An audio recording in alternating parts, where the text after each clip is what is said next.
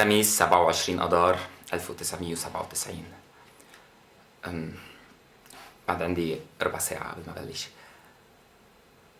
من سنة تمام مثل هالنهار كان بدي أقتل حالي. حطيت الفرد بجيبتي وكان بدي أطلع على المسرح قدام كل العالم، أسحب الفرد وأوس حالي. ما قوست حالي لأنه ناد كان عم يحضرني. ناد بنلي إجا يحضرني. كان بالعراق عم يجتمع مع صدام حسين ولا شي، بس إجا خصيصا تيشوفني. مثل العادي ناد كان دايما يجي يحضرني. قعد بأول صف مثل العادي واتطلع بالأرض.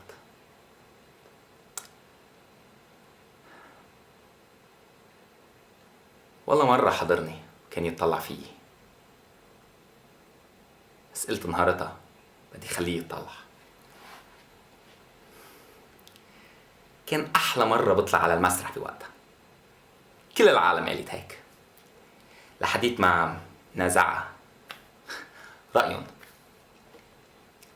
بالنسبة لإلي نادي تطلع فيي.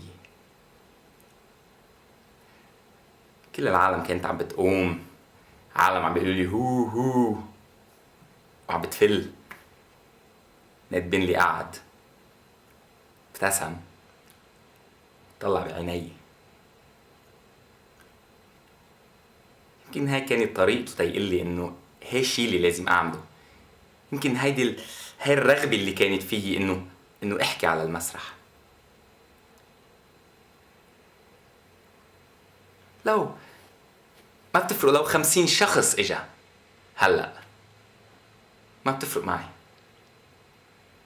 أنا بالنسبة لإلي 5 دقايق أستاذ. كم شخص اجا؟ 7 أشخاص.